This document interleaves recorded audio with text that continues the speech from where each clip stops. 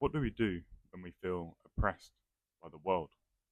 When everything that once seemed meaningful now appears to lose its life and essence?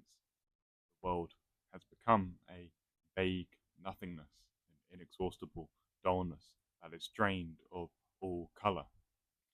Many people experience such a reality. Nothing arouses within them passion nor excitement.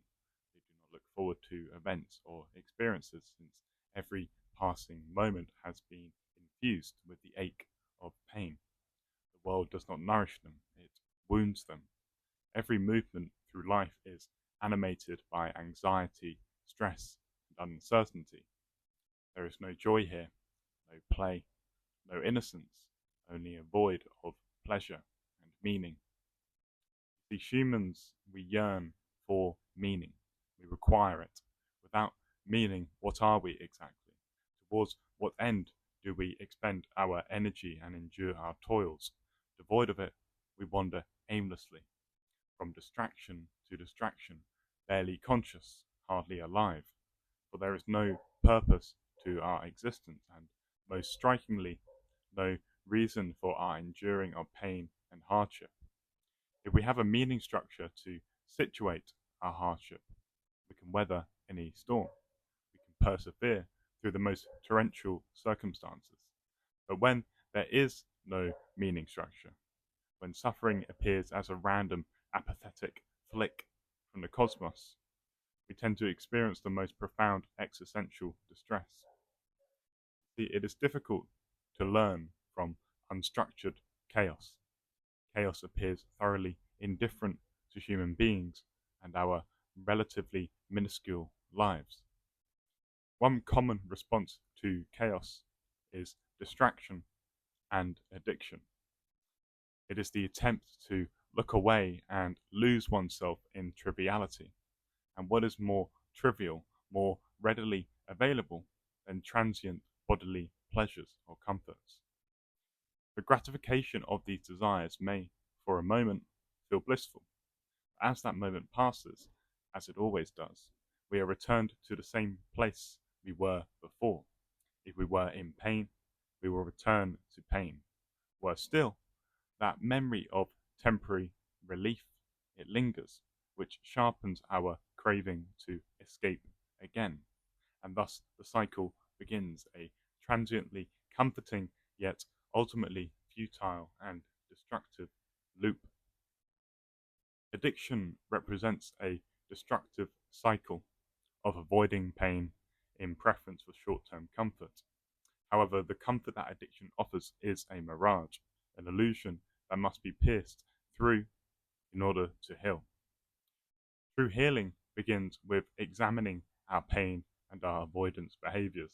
In psychoanalytical terms, this is known as shadow work, the conscious appraisal of our repressed, hidden, and unconscious aspects. If we do not bring such material to the foreground of the mind, it will continue to operate behind the scenes, shaping our lives in seemingly mysterious ways.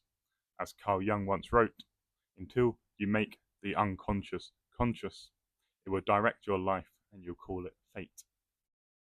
The dynamics of the unconscious are especially significant in the case of addiction. Naturally, there is tremendous variety in the expression of addiction, but we can still draw some general psychoanalytical principles. First, addiction acts as a soothing mechanism for the alleviation of pain. This may come in the form of substances, behaviors, or even thought patterns. The mechanism here is simple: to shift one's attention away from chronic pain and towards a sudden surge of pleasure or relief. Sometimes the chronic state is not an active pain, but a boredom, an apathy, a numbness. Reality in its sober state is too dull, too blunted, and must be enhanced. Over time, however, this enhancement becomes the new baseline. Tolerance builds, and the previously euphoric becomes ordinary. The cycle repeats, always seeking more stimulation, more escape.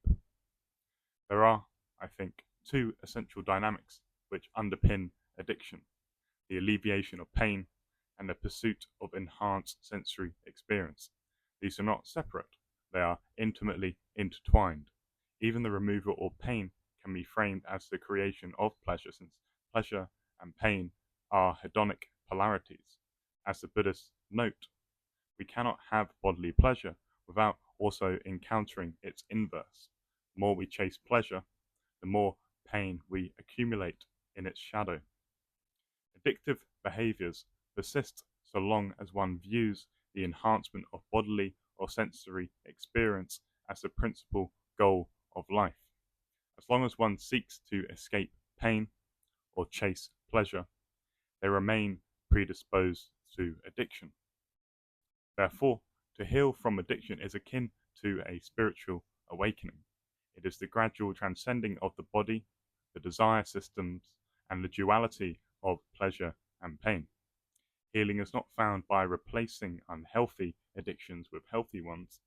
This may offer temporary improvement, but the core pattern, that of compulsive seeking, remains. True freedom arises from seeing the futility of pursuing pleasure as a goal. Paradoxically, when we give up the search for pleasure, reality becomes lighter, more easeful, even more quietly pleasurable. But this is not the hedonistic pleasure of satisfying craving. It is the subtle, enduring joy of spiritual clarity and peace. The realization that joy is our nature, not a substance to be acquired. The addict must truly realize that happiness does not lie in external things. Drugs, after all, are not desired for themselves, but for how they make us feel. The drug is a vehicle. In addiction, the vehicle itself becomes a prison, trapping us in dependency. The antidote, therefore, is to become the generator of one's own internal peace. This path really is not a quick fix. It requires time, discipline, and sustained reflection. Addiction can be framed as a form of quick fix, but it isn't really a fix at all. Just because something feels good momentarily doesn't mean that it is good in its essential nature. If it is lasting peace that we seek, then we must turn inward, cultivating patience, discipline, and a new form of relationship to craving. This is the initiation, really, into conscious sovereignty and healing addiction. And therefore, I will ask you, can you sit with craving? Can you remain unmoved?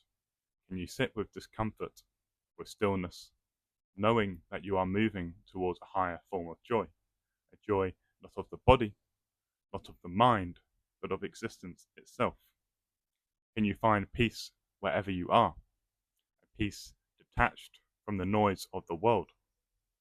Ask yourself these questions and meditate upon them, and realize that the answers that you seek are already within you.